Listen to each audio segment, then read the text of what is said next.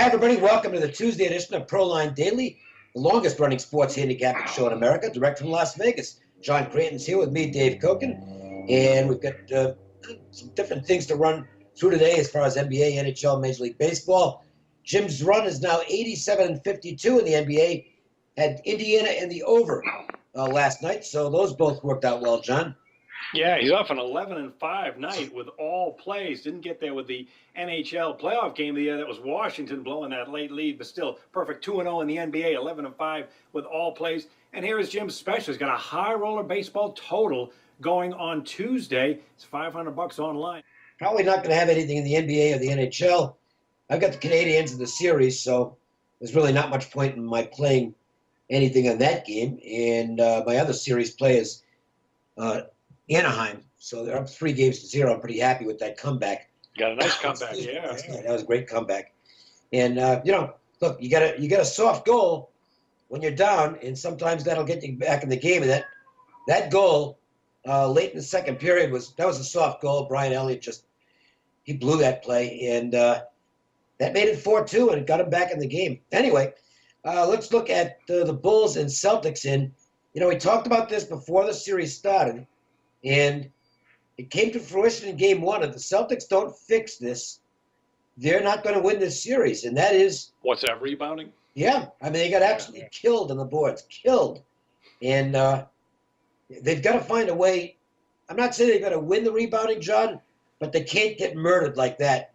It's really tough to win when the other team's getting more possessions than you are.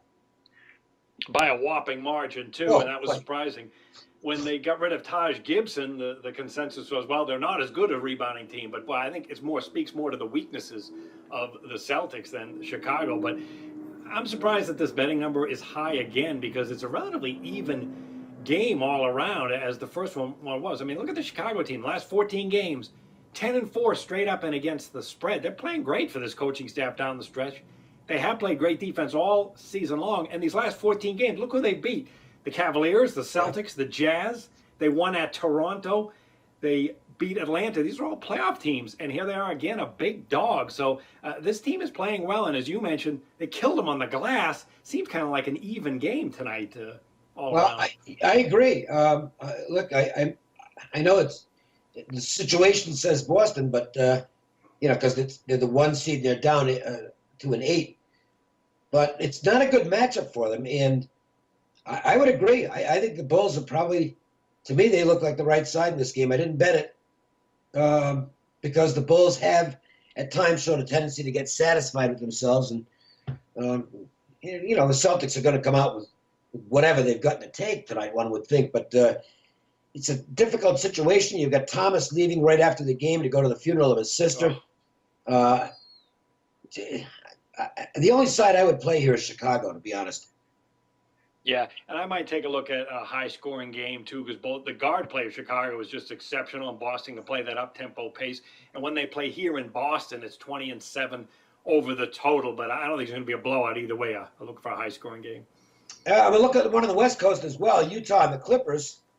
And it's a sort of similar situation in that the home team is down 1-0, but it's not an 8 versus 1 either.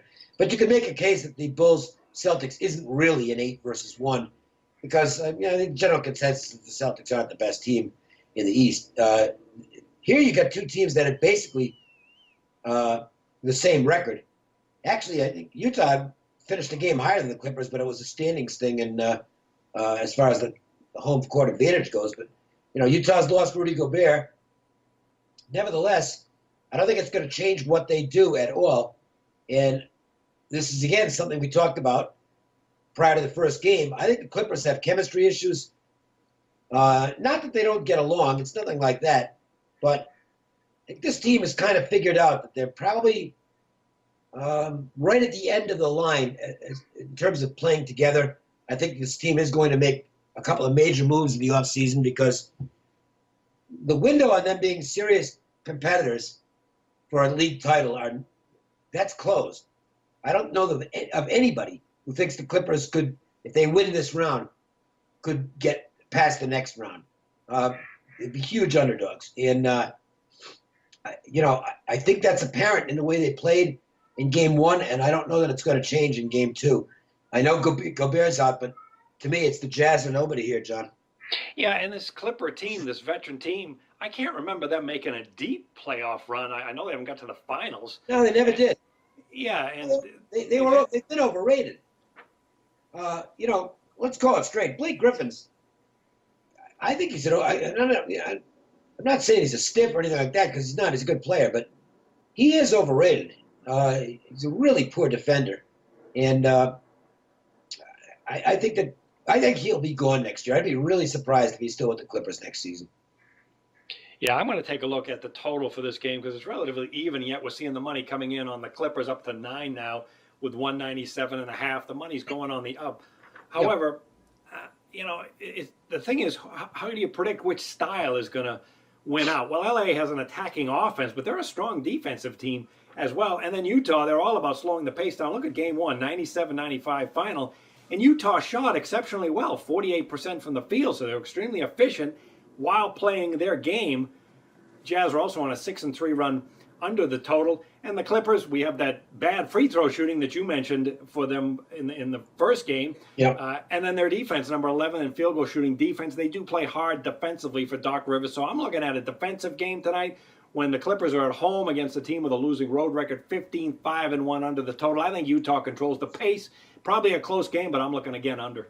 All right, and there you go. A couple of looks in the NBA tonight. Hopefully you'll follow us to the winner's circle with those games, although they're not. I don't think either one of us is making these strong plays, but decent opinions, we'll call them that. Again, $25 for my MLB Game of the Week, and you can get it online, or $25 at 855-472-2577. And Jim has a guaranteed high roller total going tonight, John. That's right, yeah. Baseball total, a high roller play, $500 online at jimfeist.com, along with other plays. However, if you want to get that exclusive play for just $29, call his offices on Tuesday, 866-546-9467. And if you want to get free plays every day and a recorded message, call 888-294-1970. Free plays on tape every day. Yep, and you can get a text game 25827. You get plays sent right to your cell phone from Jim Feist and the game. Free plays every day. Game text 25827. And that'll do it for the Tuesday edition of Proline. We will do it again tomorrow. Thanks for listening. See you.